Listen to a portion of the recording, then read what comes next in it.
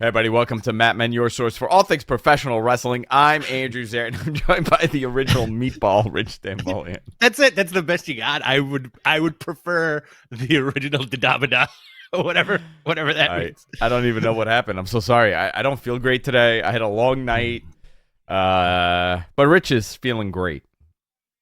I am feeling pretty fantastic. So, are you ready to do this? Oh man, a lot of news. I want to distract you from how you feel. So we can get through this next 6 hours of the Matt Men podcast this week. The original Dadabada. People very much like that original intro that I had for you. Keep that in there. Just keep it as silly as possible. Like we were going to do the show in studio, but I'm kind of not feeling great. And I took a test. I'm negative now, but let's see what happens tomorrow. But I kind of I'm a little coffee again. And I'm like, Rich, stay home. We'll do this remote today. So I also have 1,000 things going on. We got that Global Hair Loss Summit thing that Suncast and I are running.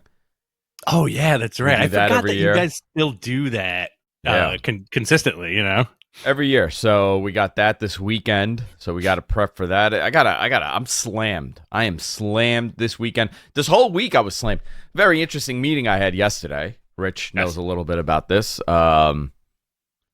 Very interesting. So we'll get into it as to why it was interesting. But a lot going on in the world of professional wrestling. Rich, take the lead on this. All right, guys. So we're going to start out heavy with some news here. A new Wall Street Journal article says Vince McMahon is facing new legal demands, but quote unquote intends to make a comeback to WWE. I'm booing that. I think a lot of people are. Listen, I'm not a fan. I think a lot of people are. It's very interesting. There's new possible lawsuits. Rita Chatterton's lawyers sent a letter on November 3rd asking for $11.75 million in damages. Why not ask for 12? It might be the cap or something like that, wherever she's suing. Yeah, and McMahon's attorney also received an email from a lawyer from a former spa manager who says that McMahon assaulted her at a California resort in 2011. So this shit is This wild. is the second tanning salon incident, right? Boy. Yeah. Do you remember the first one? And everybody's like, no, it didn't happen the way people, there was a lot of defending him on that. Essentially, he kind of was like, hey, would you mind taking a photo of me? And then started scrolling and was like, oops, Here's the wanger. He did one of those. And then I think he touched her and he was like, I'm just trying to have some fun. Something absurd like that. Yeah. Listen, I have no idea if this is real or not. I know the Rita the Chatterton stuff has been going on for 30 years. I believe she had taken some sort of money in a settlement or something like that in the past. These are going to come up. Now that people are talking about it and they're more comfortable to talk about this, these things are going to come up. The big story, part of this big story, is that Vince has told people that he intends on making a comeback, and he was given bad advice regarding stepping down. And, early on, I was told this was a temporary step down until everything goes away. That was always how it was kind of put in to play when it was explained to me. But, listen, I know Sean did a great job on Fightful Select, and he reported that, he had spoken to a couple of people there, or a lot of people there, and essentially a lot of people don't want him, which is true. And some people that you would imagine would want him don't want him there. It's a little bit of a calmer environment. Right. What do you think of this? I honestly we skew towards the positive on this show, and we very rarely poo-poo things. I'm poo-pooing this. I don't think this guy should come back. It seems like everybody in the company is breathing easier, like you just said. This guy is not the warlord in charge with these weird dumb decisions. And I also think if he comes back, everybody's going to go back to their original names. The people who were fired are going to get fired again. Just very wonky stuff, especially since this would be a situation of he's Jay Leno and Triple H is Conan O'Brien, and he comes in and takes over the spot again. He wants to get the Tonight Show back. I can't believe they did that. They didn't give him a chance at all. He came back after a couple of weeks. Yep. Really? I think it was maybe 6 or 7 weeks. Something like that. Yeah.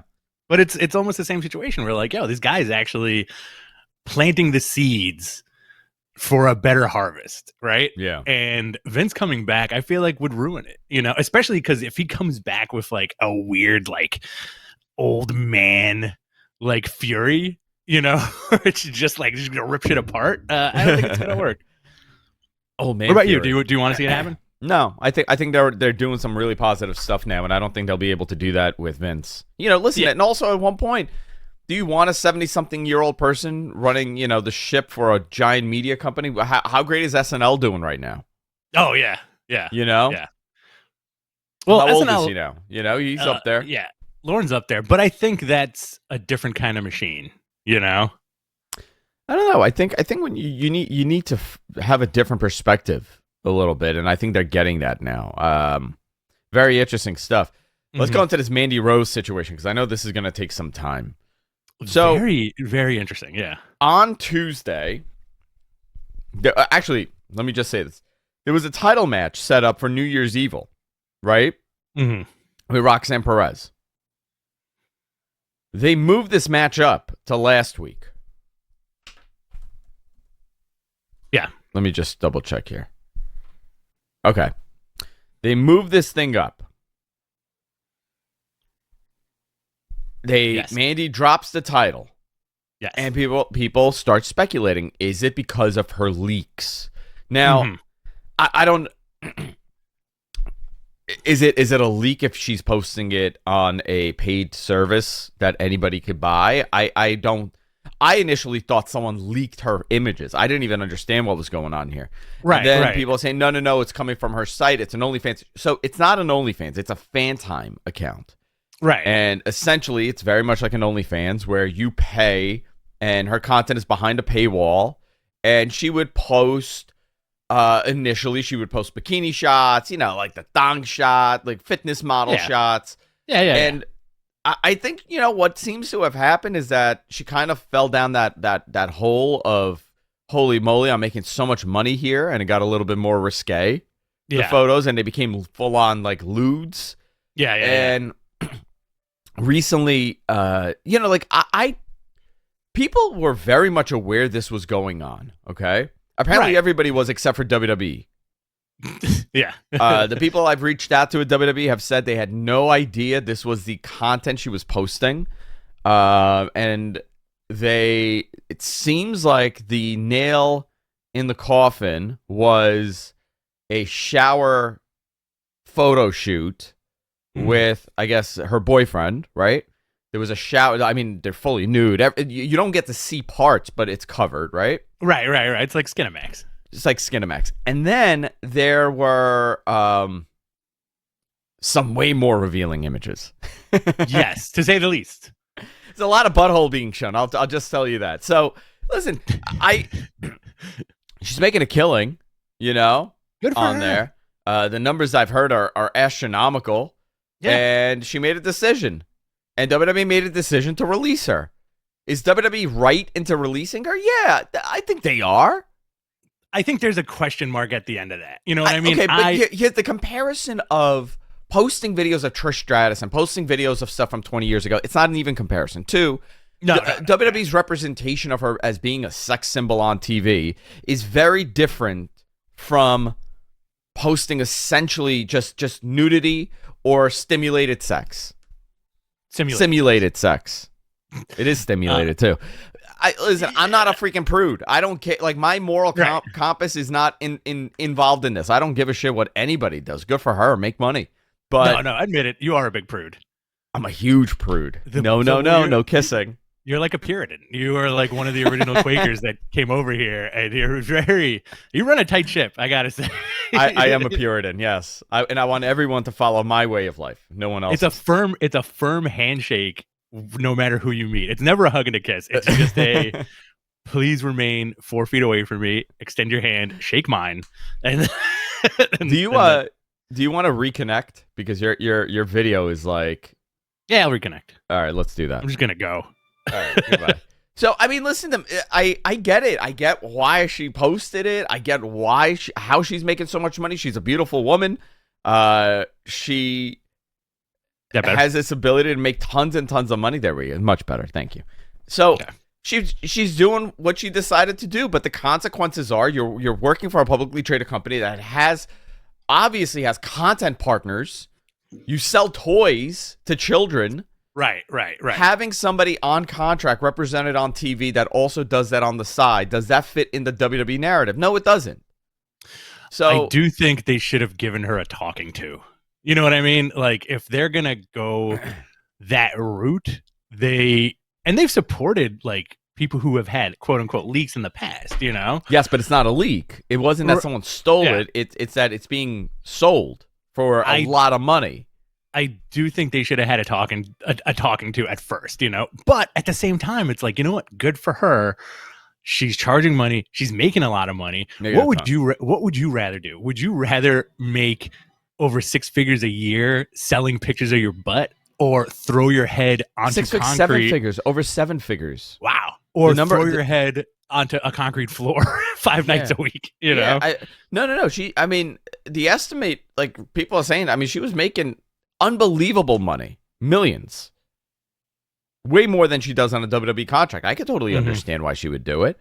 But, you know, here's the difference. AEW, there are talent on there that have OnlyFans. Tony Storm. I don't know if Tony's posting. Who else? Paige Van Zandt. Paige Van Zandt. Paige shows a ton, but I don't think Tony does as much. But like this was, you know, this passed the line. I would say for sure. Though the stuff that she's posting that I've seen crossed the line. Okay. For WWE. Yeah. Not for me. I don't care. Yeah. I give a crap. I mean, Rich shows butthole all he wants. I don't care. You are a Puritan. I'm a Puritan. I care so much. What do you make of this? You think she should have been, fired for this, or you think? I think she should have been suspended and have a talking to, and then come back. Sure. Like, make sure. Why if she agreed and was like, if they were like, listen, take it down. You know, like, we'll give you a little bump in pay. We'll keep you off the air. We'll suspend you for 60 days, but take it down. You know, whatever. Yeah, that's fine too. Sure. But you know, what I'm talking generally is about how people were. Like, how can they even think about punishing her when they've done this and this and this? I'm like, they don't do this. They don't show that kind of stuff. But it's presenting a little her hypocritical. Is it? It's a little hypocritical, especially when you have a CEO who is mired in lawsuits full of allegations, who is now saying, "Yeah, I'm coming back." Listen, I get it, right? There's so many different variables here, and there's so many different sides to this argument. But at the end of the day, you are a contracted person to fulfill a role. You have to represent yourself outside of that role also in a positive way. Whatever that company guideline is, whatever morality clause they have. I don't know what it is exactly, but I'm sure WWE has a thing that says you can't do that. Yeah, I'm sure it's also not a Disney-fied thing, you know, but also, like, you've heard these stories, and we're not going to name names, obviously. I've heard these stories too, where apparently, like, both behind-the-scenes locker rooms are very raunchy. Like, is it? It's not. It's not like it was 20 years ago with the drug use. Now it's just like it's a lot of risque, I think, you know. Yeah. But interesting stuff. I hope Mandy does tremendous. Listen, I think she'll be back. For sure. She had a great run in NXT. But you know, the big question: does she go to AEW? Is this a move for her to go to AEW? Impact. Goes to Impact? I think so. But again, you have to, like, I feel like as much as we and other fans want a fanboy guest stuff like that, it's ultimately obviously up to the performer. You know, like, does Mandy say, yo, I love wrestling so much, I need to go to AEW and I'll make X amount of money plus whatever money I'll make doing my OnlyFans style content, you know? Or does she just, like, take a break, heal up, do her thing? You know, if you follow her Instagram, she looks like she has the time of her life, like, anywhere. You know what I mean? Listen, I think she's going to be fine. I don't absolutely. think Mandy Rose is going to suffer any kind of financial hardship. Yeah. because of this. But weird way it played out. I didn't expect this to play out the way it did.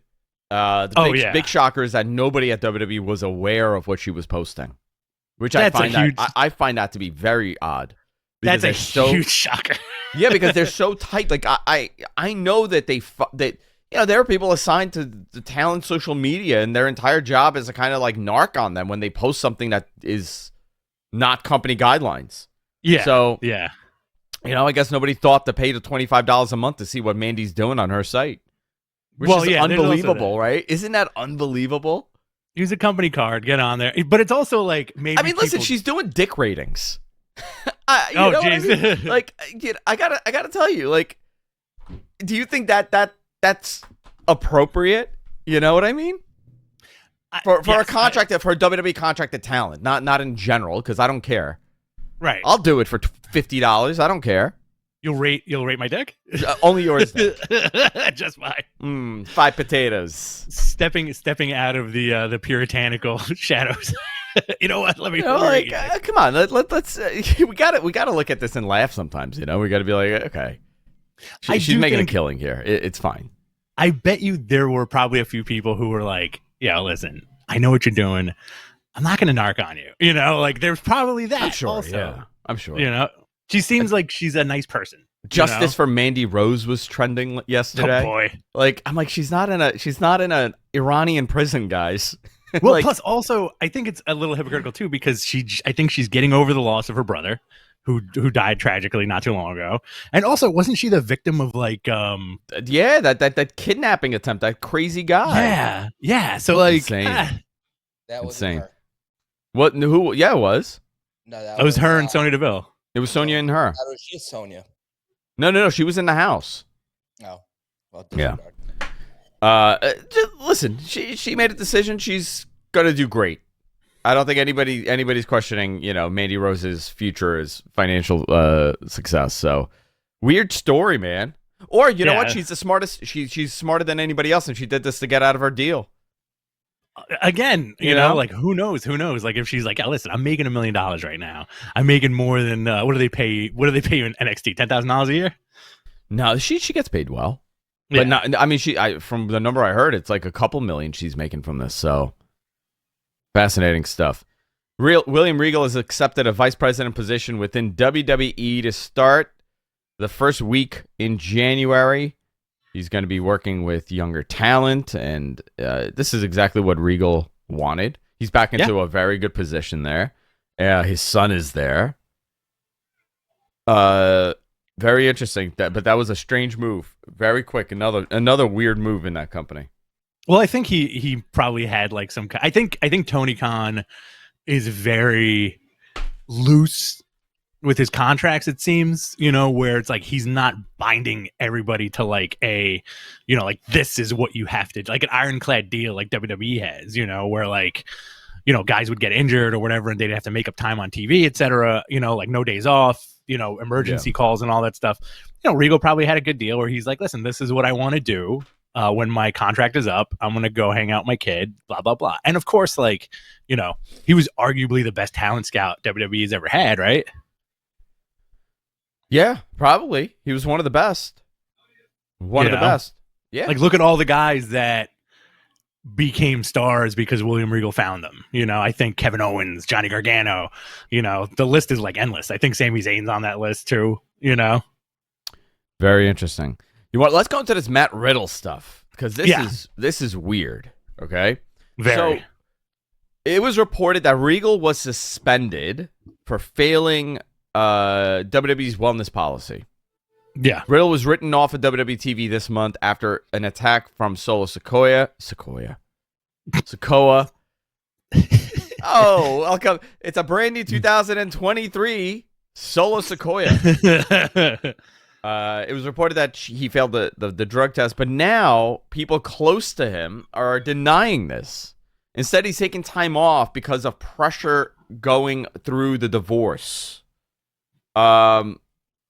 That divorce is a little messy too, and there's a lot of stuff in that divorce paper. I guess the agreement. I don't know, divorce certificate or whatever, the agreement for the divorce. where he has to take random drug tests in order to see the kids. It's not a good thing that they're going through with that divorce. But the original story is that he was told to go to rehab. Now they're saying no, he's not going to rehab. He's taking time off because of the pressure of dealing with this divorce. I don't know what to make of this. Hey, listen. Guy failed the drug test. It's his responsibility. Did he? He's denying it. Okay. So what do you make of this? What do you think happened? I think the truth is somewhere in the middle. Okay. I think the truth is somewhere in the middle with this, but you've heard the stories, so there is truth to this for sure. I hope everything works out for him. Yeah, same here. Yeah. Very popular with the young people. Very popular. It looks like WWE and New Japan have come to terms with an agreement for Karl Anderson to wrestle at Wrestle Kingdom 17. This makes me go a little bananas, to be honest with you. How excited are you? I'm so excited because I feel like this is going to be the invasion. This is when it happens, by the way. The real one, the one from 20 years ago that never happened. Yep. My fan. Go ahead. I want Bill Goldberg to show up and all the WCW guys. The fanboy theories in my head are going through the roof because he'll show up with Gallows, right? Well, I don't know. He'll show up with Gallows, let's say maybe AJ, right? This is very interesting, especially because I feel like we all thought he was going to lose that title to Hikuleo. I thought he was just going to hand it in. He wasn't even going to defend it. So him defending at Wrestle Kingdom 17 against Tama Tonga, it's very interesting. I don't know how telling it is. WWE, and the 4th of January falls in the middle of a week, right? It's a Wednesday? Yeah. Yeah. WWE canceled their whatever show it was, like the day one show. Yeah, day one is not happening. Yeah. Right. So that's not happening. And you also have Nakamura in Japan at some point for the Muta match. You have Asuka's in Japan right now. Is she? Yeah, she posted like a thing where she's like soul searching and said like she'll be in Japan for a while. And she's hinting at like the return of Kana. I saw she didn't have her makeup on, and she's a little bit more serious now. So she's kind of adapting that Kana gimmick. So it kind of like me personally, I'm like, oh, this would be cool if Triple H did his fanboy shit and added a few extra elements to Wrestle Kingdom. They'll make it back in time for SmackDown, right? And you could set some cool stuff up. Right? Yeah, that's interesting. I could see them doing Gallows, Gallows showing up and AJ showing up. They could do that. That would be cool. I think there's a lot of, here. This is a great example of life after Vince. Mm-hmm. This would have never happened with Vince. Yeah. Ever. And he's booked to lose, right?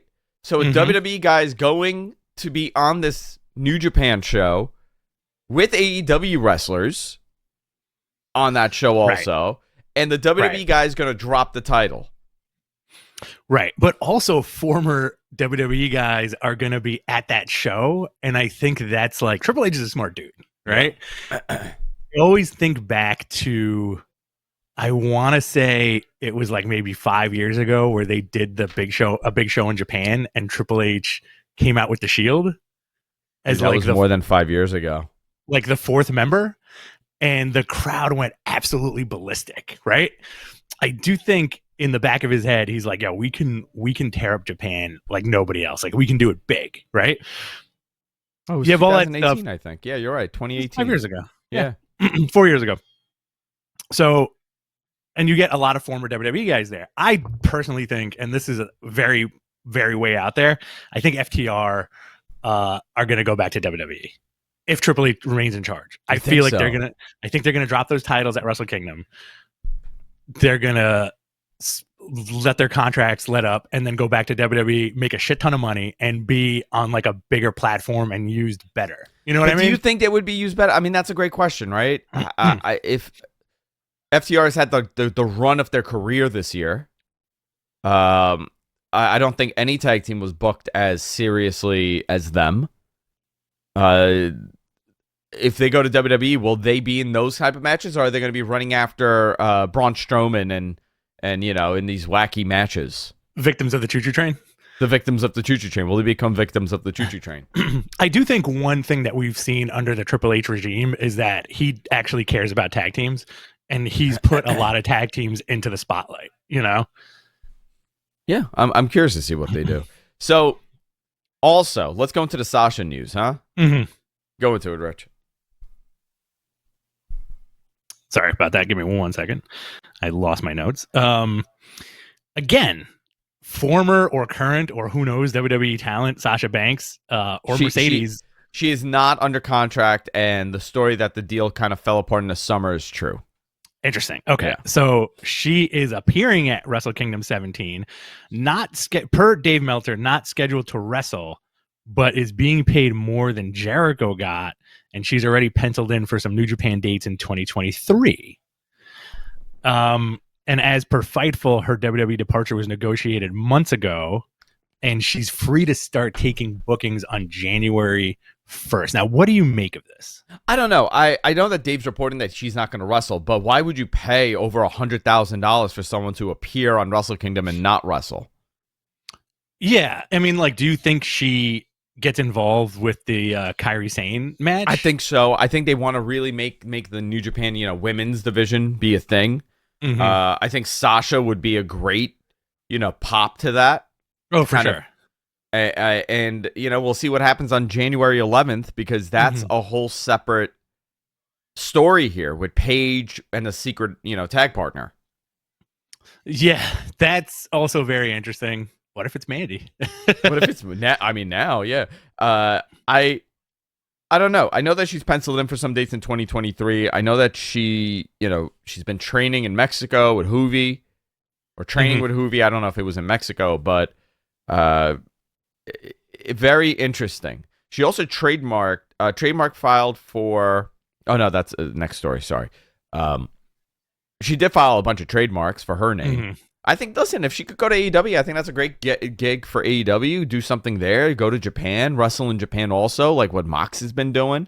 Yeah. What Mox did for New Japan, and what Chris Jericho did for New Japan. Those were big deals. Oh, yeah. Yeah. Wrestle Kingdom is going to be interesting. And plus, you also have the AEW talent on there. Who becomes the first AEW world champion that also holds the IWGP world title? Oh, yeah. That's a good question. Because that's going to happen. Not that I know it, but I feel like it can, So that also, we're going to fanboy out here for a minute, but let's say, this is my fanboy fantasy. Yeah. Right? Okada beats Jay White. Okay. Right? All of a sudden you hear Roman's theme song. Oh, right? My God. Points to Okada and goes, next year. And that's it. And then you have a year. So it doesn't hurt anybody. Right? What do you think the odds of that happening are, Rich? 1 in a 10 billion. I'll take it, though. Right? But how cool would that be? A weird exhibition match between Roman and Okada. As a fan, you want that. You want to see that, why not? And Okada has said that in the past, that he wants to wrestle Roman. Yeah. I think Wrestle Kingdom needs eyes on it again this year, because the last couple of years in New Japan have been good, but not phenomenal, right?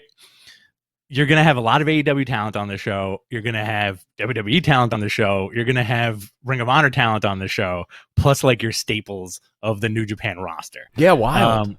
Very wild. It's almost like the first, all in kind of. And I think there's going to be more cool stuff announced. The Kenny match is huge. Kenny versus Ospreay.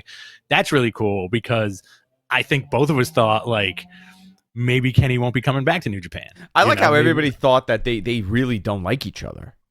Right. And I'm like, no, man, they're doing business. I mean, this makes a lot of sense. Kenny returning to New Japan and doing Wrestle Kingdom again, that's huge. And I think that's really big for New Japan. Because they've had a rough year. I think this is a smart move for them to bring in a Sasha Banks, Mercedes, whatever you're going to call her, and bring in a Kenny and do these interesting things. It's going to bring in eyeballs, and they need that right now. Moxley, to answer your question, I think Mox would be the first double title holder. I could see that. Right? big blow. Like let's say either Jay White or Okada would have a insane match with Jon Moxley. Put both belts on him. Ace of pro wrestling, right? Yeah. WWE filed trademarks for King and Queen of the Ring, possibly setting up a return to the King of the Ring as a standalone event. I think that's a good idea. Mm-hmm.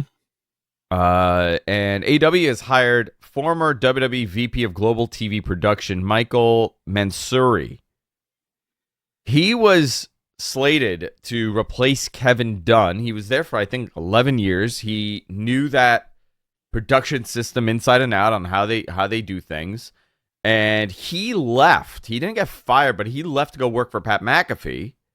And after Patty went to Showtime Boxing or something boxing for a little bit, and now he's with AEW, this guy was supposed to be the next guy in charge. If Kevin left, he would have been the guy. Mm-hmm. Let's see how this changes AEW TV. Might make it a little tighter, right? Maybe. I mean, it's all production side stuff. So I mean, the production is already fine. It's just gonna kind of add a little bit more to it. But this is a very good get for them. They're building those missing pieces in that company. Yeah, and people it's interesting with all this news coming out or whatever. The company's still a baby, AEW. So there's always room for improvement, and it's interesting now how fans have kind of turned on them a little bit, where it's like, oh, this is terrible. Well, the MJF stuff was the beginning. Actually, Cody leaving was the beginning. Okay. That was the beginning of the turn because people were like, well, Cody's leaving, what the hell's going on? And then the MJF stuff rubbed a lot of people the wrong way, and the CM Punk stuff has really sucked the energy out. That really did slow down the momentum that they had. Also, listen, you didn't have Kenny Omega on TV for 8 months. You did. Cody leaves. Mox is banged up. Mox needs to go. Right. You're kind of putting in missing pieces here when it was never part of your original plan. Tony never envisioned what happened with CM Punk to happen. He had an outline for the next year for what he was thinking he would do with Punk. Adam Cole also. Adam Cole being out, Danielson getting banged up. These are all problems for sure. Yeah. These are all problems. But I think they're in that regard, they're kind of righting the ship because look at the last couple of weeks of programming where there is the heavy concentration on your AEW originals. Yeah, but you need to present that in a. We'll go into that when we talk about the show. Yeah. All right. Where do you want to go, Rich? All right. So I guess we can talk about Raw a little bit. All right. It was an okay episode. Alexa Bliss is now the #1 contender after beating Bayley. She teased a turn on Bianca when Bray Wyatt's logo appeared. Oh, she's controlled by imagery. Whoa. A ladder match was set up for all of the Miz's money between him and Dexter Lumis. That should be fun. Can I tell you how much I hate that they will do this to talent where they pretend that the guy that's been on TV for 15 years, that's highly successful at media and everything he's been doing, has no freaking money, that he's broke. Yeah. They just did that with Corbin, too, remember? They did that with Corbin. They did that with Shawn Michaels. They did that with Big Show. Who at all believes at any level that The Miz has no money? I think it's believable for kids. I guess so. I guess. It's where such a stupid, easy story. It's a dumb storyline. Like a 5 or 6 year old doesn't have the cognitive wherewithal to say that's horseshit, man. These guys are paid a lot of money to wrestle for our entertainment. I would have said that. Yeah, you know what? You were a very astute puritanical kid. You would tell a Puritan. You would tell your parents to turn off Monday Night Raw when Sable came out. Anybody want to see the grind? That's enough. Shut it off, mother. Asuka lost to Rhea Ripley, leading to her identity crisis. Cool. Rollins beat Bobby Lashley, becoming the #1 contender for the U.S. title. Bobby Lashley lost his mind. Great. Cool. I don't mind the Bobby Lashley, Seth Rollins, Austin Theory stuff. Me either. I like it. I think they're doing a good job with it. I think this version of Austin Theory is working. Yeah. That's right. Pro Wrestling Joe says 6-year-olds don't know wrestling sociology. That is true. No, they do not know wrestling sociology. Only how did MG, our producer, knows it. Yeah, he got fired today though. By the way, yeah, he's fired.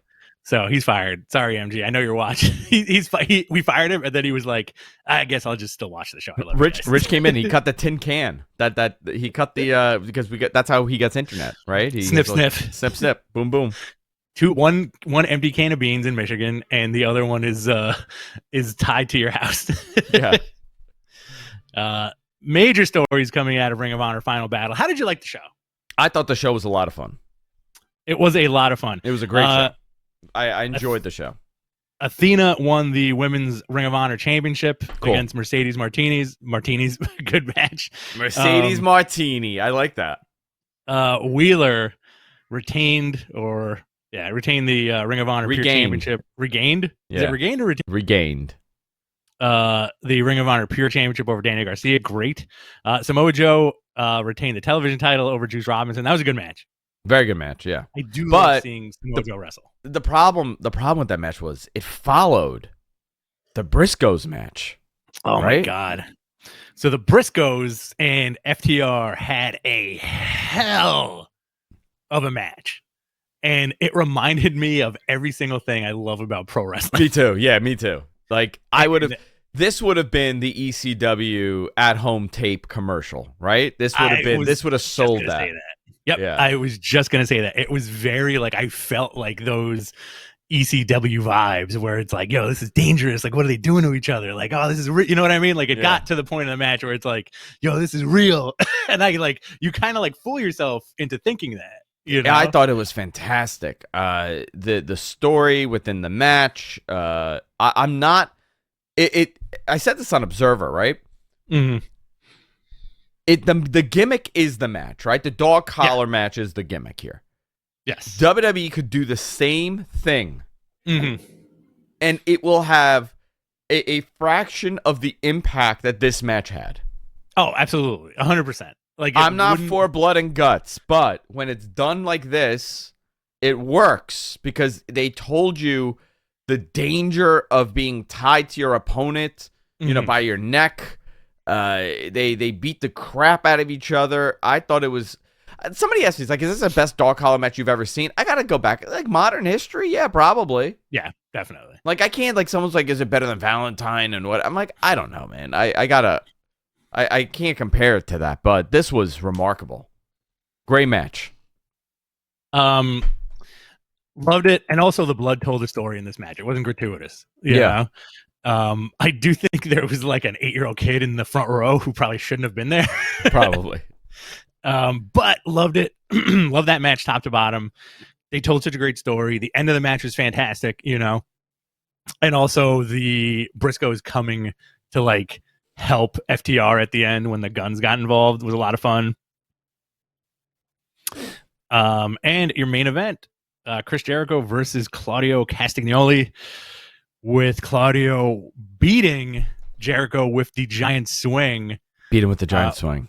Which made him tap out. And you know what? It wasn't the thing that drives me nuts, and this is just me, about the swing is that people are just counting. Yes, and it's over. It wasn't 27 rotations. It was 27 seconds. Is that what it is? You know what I mean? I feel because it's people are just going 1, 2, 3. This dude's not even on a full rotation before 2 and 3 get called. You know what I mean? Interesting. Okay. So, Jericho tapping out was great. Also, Jericho losing on Dynamite was great. He's doing some cool stuff, man. He's doing cool stuff. People were complaining, how could you tap to a giant swing? And Chris Jericho went on Twitter, started yelling at people and started telling them what a barbaric move it is. Yeah. Very unique finish. Now here's the big question, right? So they had this show. They did not announce a TV. Right. A weekly TV show. During the media scrum, Ring of Honor's weekly TV, they announced, will air on Honor Club, whatever this new version of Honor Club is. Yeah.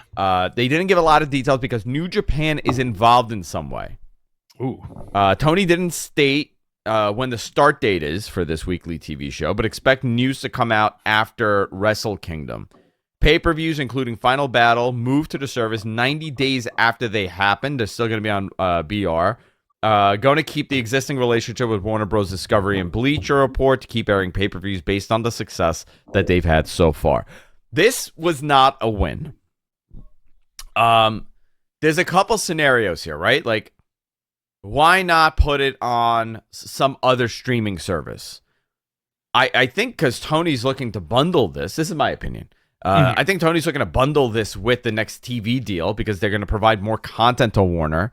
I know that they want a digital distribution platform with Warner. They also don't have next day rights available for any of, like, Dynamite. Where do you watch Dynamite the next day? Right. You can't. It doesn't exist. So these are all things that Tony wants to do. If he happened to put Ring of Honor on some channel for, I don't know, a year, or put it on a streaming service for a year, it may expose the weakness of the product. It may, give an idea to Warner Bros. On what they can, what their capability is, when you kind of don't want to put that out there, have a year run on a fourth or fifth platform that nobody's going to watch. I think being behind Honor Club hides numbers a little bit. You're hitting it behind a paywall, which definitely hides more. Oh, yeah. This is it stalling? Is it buying time? Maybe a little bit. But, a lot of this stuff was out of Tony's hands because they're going into a contract year with a company that is slashing everything. Key allies are now gone from the company on every side of Turner. And this is a company that, is looking to not pay as much. So I think, for Tony to kind of hold on to Ring of Honor until the next deal, until the negotiation starts, and put it on Honor Club, all right, that's fine. But where are you taping this? Right. Like, okay, so what are we doing? Are you going to tour on your own? I can't imagine you would want to do that without TV distribution to pay for anything. So you're going to piggyback on Fridays, or you're going to piggyback on Wednesdays? Okay. They can go kind of old school with it and use Daly's Place and tape like the original NXT. They taped a month of content like every other week, right? Yeah. If they went that route, I'd be more than happy with that. 1 hour show, taped Monday and Tuesday, air it at some point. You have it in the can. It's self-contained, so it's not going to bleed over into any live AEW stuff. It'll happen.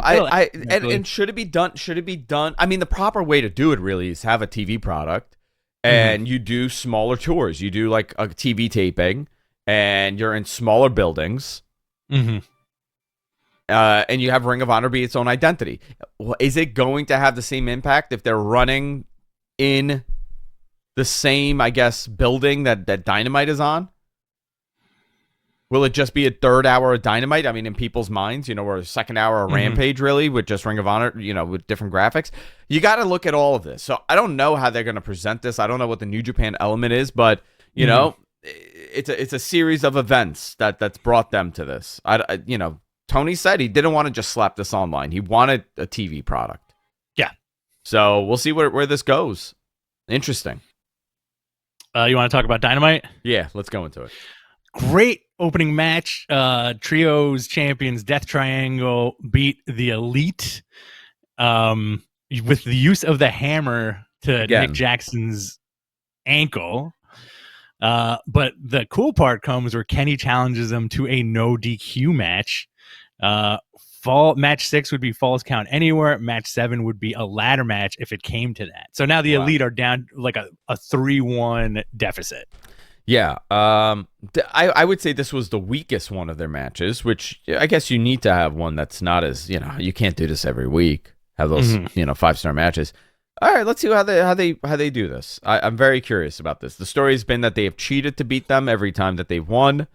And this is going to open the floodgates for to even the playing field. All right, cool. I do think it's going to come down to match 7. Yeah, it has to. These are guys, 6 dudes I would love to see in a ladder match. Yeah. The Acclaimed were on their way to the ring, and they got attacked by Jay Lethal, Sanjay Dutt, Jeff Jarrett, and Santam Singh. The Vortex. He said, "Scissor this, slap nuts." Jeff Jarrett looks like the love child of Mark Twain and The Undertaker. I mean, it's unbelievable that guy's on TV right now. Every time I hear that song, that music, man, I can't. I get it's. I have trauma from it. I have trauma from that theme. But he looks good, which is crazy. You know, like he's still like jacked up. Yeah.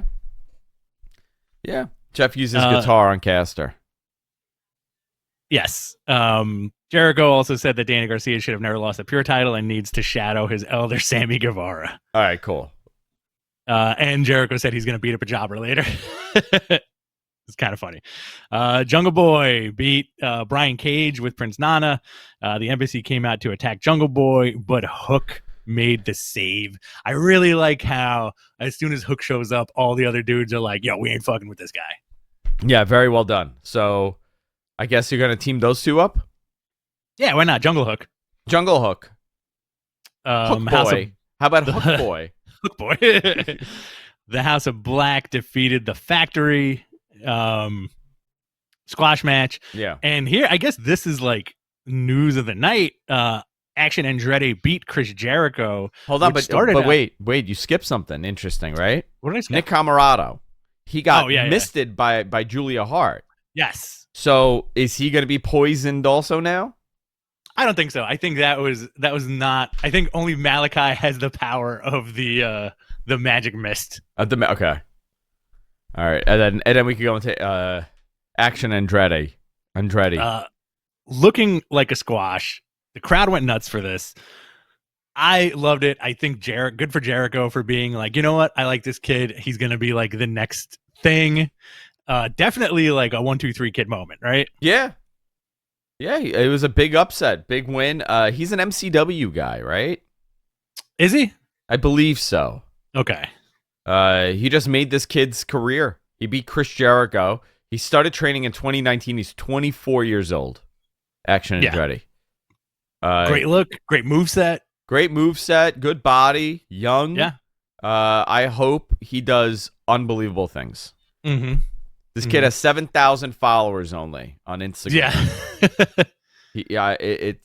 Unbelievable. You know, it's such like a good feel-good story too sometimes, you know? You hear about it. Oh, yeah. But he was under their radar, you know, because he was doing Dark Elevation, I think. No, he was doing Dark. He's wrestled Brian Cage in the past, so, you know, there were some good feelers here. But Chris Jericho apparently discovered him in October. He saw a tape of him, and he's like, I want to do something with him. I want to wrestle this kid. Yeah.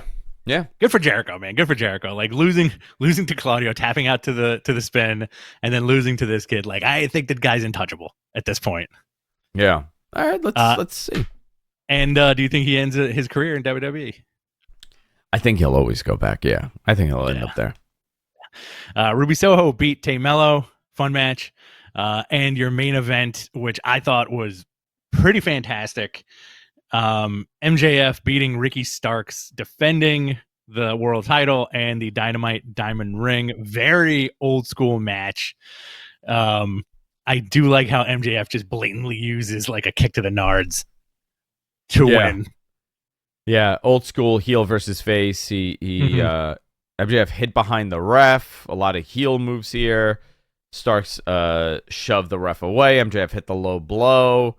And then afterwards, Danielson came out and chased MJF away. So now you're setting up the program of Bryan Danielson and MJF. You know, should Daniel? I mean, I guess that you could do that in the next pay-per-view, but that's a long ways out. Yeah, you got a while to get there. I dig it. I like that whole chase. There's a great still of I love it. Yeah. Bryan Danielson. Yeah, fantastic. Rampage tonight. Moxley takes on Sammy Guevara. Moxley's I think Moxley's trying to make Rampage his show. Yeah, well, he's doing the CM Punk thing. You know, that was Punk's thing. He would cut the promos and have the matches on Rampage. And John Moxley's now, you know, Mr. Rampage. Britt Baker versus Sky Blue. Wardlow will be in action, and there is a 8-man tag. Orange Cassidy, Chuck Taylor, Trent Beretta, and Dustin Rhodes take on the Butcher, the Blade, Kip Sabian, and Trent Seven. How do you feel about the addition of Trent Seven to the roster? We'll see what he does. I hope he does something positive there. I really thought it was going to be somebody else last week when Did you? Kip was like, check this guy out, you know? Yeah, he when did they release him in WWE? He got released this year. With it must have been the like NXT UK stuff. Yeah, like earlier this year. Yeah. September, I think. Yeah? Yeah. Dynamite next week. Match 5 in the best of 7 series between Death Triangle and the Elite. Jamie Hayter defends her title against Hikaru Shida, and FTR take on the Gun Club. I'm sure that's going to be a great match. The Gun Club look like, they remind me of like Station from Bill and Ted 2. Yeah, okay. Where like if you mush them together, they just turn into Billy Gunn. They're both like equal parts Billy Gunn, which equal is parts nuts. Billy, yeah. You can put them in. Combine them, they'll fuse into Billy. Mm-hmm. Apparently now fans are allowed limited cheering at New Japan shows. So you can cheer a catchphrase, counts, but no singing or orchestrated chants. Yeah, so you can't be too lively, guys. All right? You could have fun, but not too much fun. I don't want any of that screaming. No screaming. Right, whatever. Yeah. Weird. Cool. Yeah. Very strange. Okay. Yeah. Go ahead. No, nothing. Very strange. The New Japan Wrestle Kingdom card has been released. I think this is like the tentative card. I feel like there's going to be more stuff added to this. This card, go down it. Let's see what we got.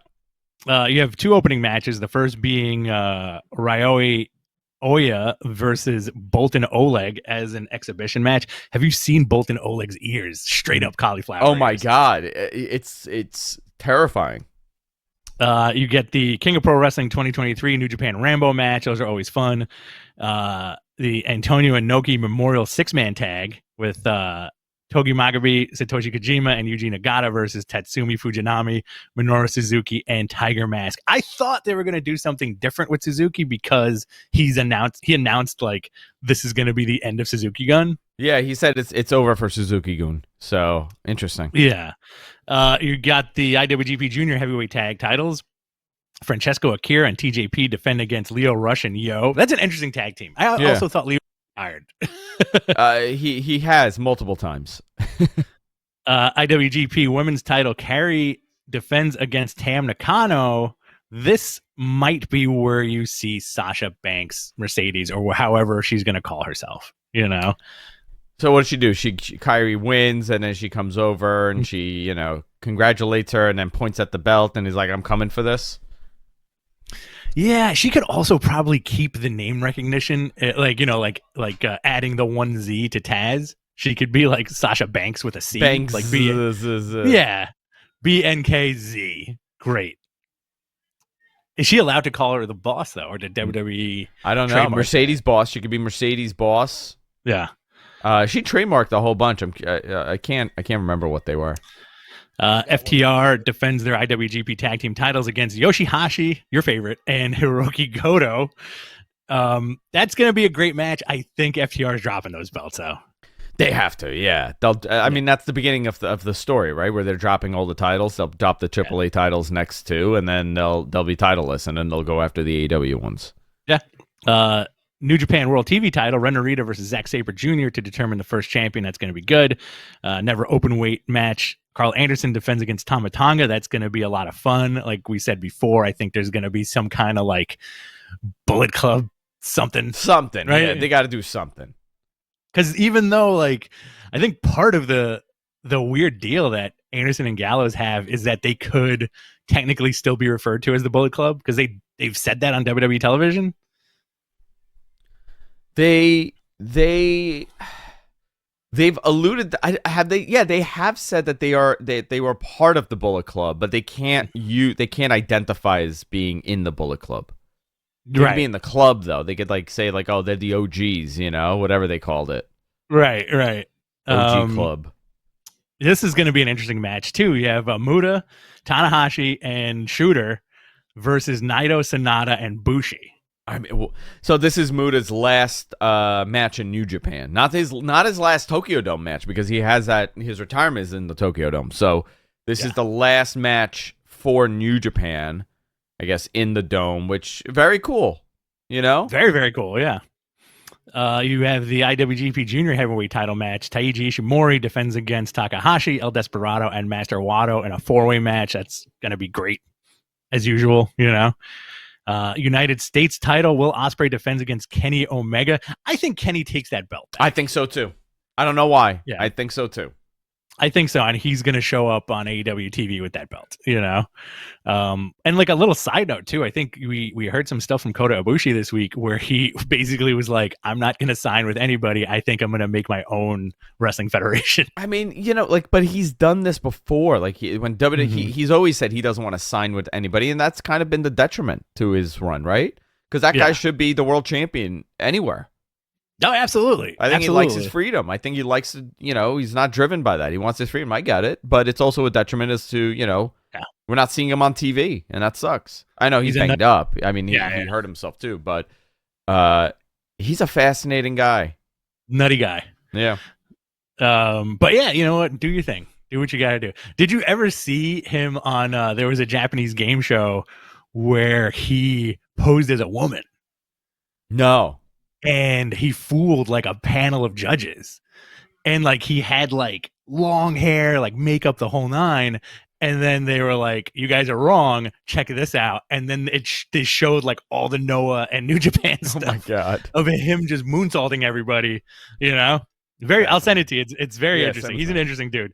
And your main event, IWGP World Heavyweight Title, Jay White defending against Okada.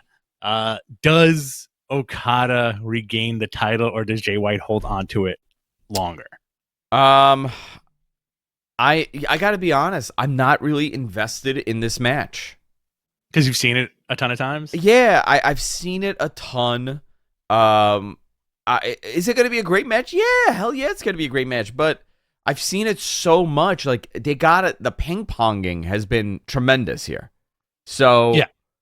I think Okada maybe takes it, but then who's set up to be the opponent for Okada? You can't go back to that. Who? Naito, Sonata, Roman Reigns. I mean, you could do Bushi, but I mean, we've seen this. Tanahashi, we've seen this. Yeah, I think part of me thinks that Jay White retains, and it'll further the Bullet Club stuff. I feel like they're really putting another concentration on Bullet Club again. Like Under Armour released like Bullet Club tracksuits. Oh, that's like cool. Official. They look awesome, by the way. So who knows, man? I think that's like one of their babies, and they'll never like let that. I think management still has that vision for like that faction. Yeah. You want to do some questions? Yeah, let's do a couple, and then we'll get out of here. I'm dying here. All right, cool. So we got a few super chats here. If you want to super chat us, we'll answer your question immediately. If you want to super chat us, you can help. It'll make Andrew feel better. Yes. This is from Schreier. Hello, my sexy Matmen friends. With Festivus around the corner, what are your fondest memories? And were you persecuted like George in Bayside? Yes. It originated in Bayside, Queens, Festivus. And the Costanzas ran out of town. They had to leave because they did not understand the Festivus pole. Festivus is a big part of my life. Rich and I dance around the pole, and then we tussle. We oil each other up, and then we tussle around the pole and air our grievances. Our grievances are mostly about Coco, though. It's always about Coco. And MG. Definitely a lot of grievances about MG. Just oil up and tussle. I think MG's on his roof right now holding an antenna in like a rainstorm trying to get his internet back. This'll fix it. It's like an Ernest comedy.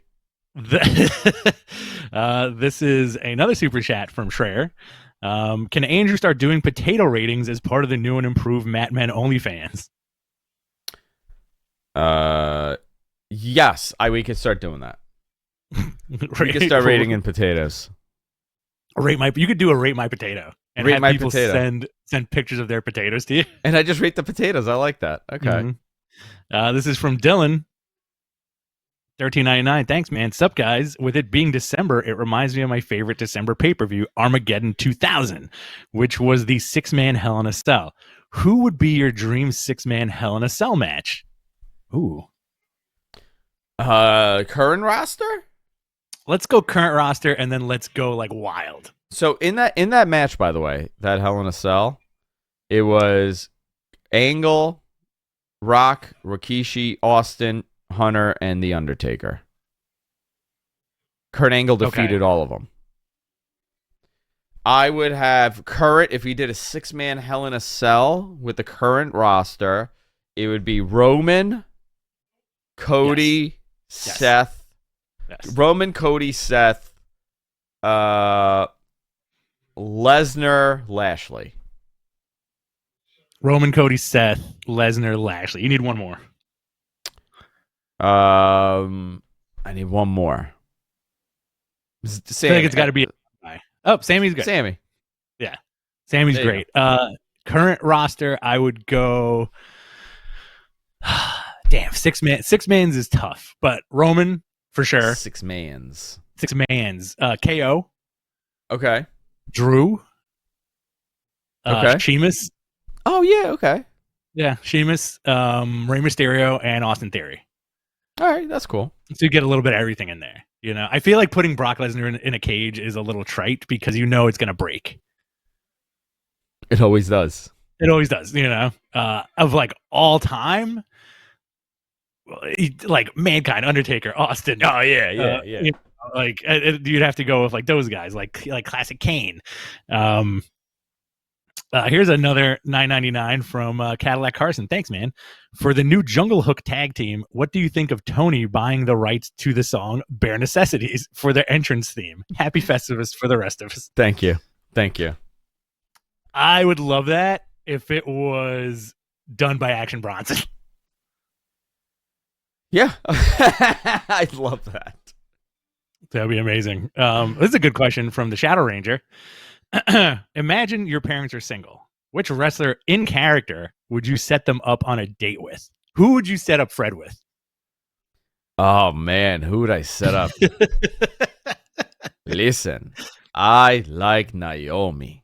Oh yeah, there you go. Yeah, they would make a cute couple. They'd make a very cute couple. I like butt. Okay, that's what my dad says.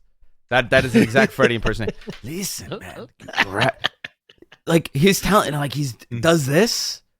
Listen, I like a woman with butt, and then he'll like do this. You know what? I'm setting my dad up with Naomi. That's why I'm doing it.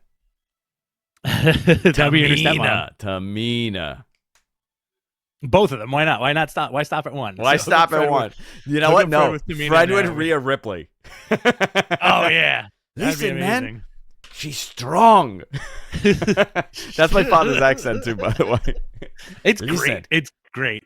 I needed her to help me change the tire. This bitch grabbed the car and lifted it. Literally what my father would say. Accurate. Fred. Very accurate.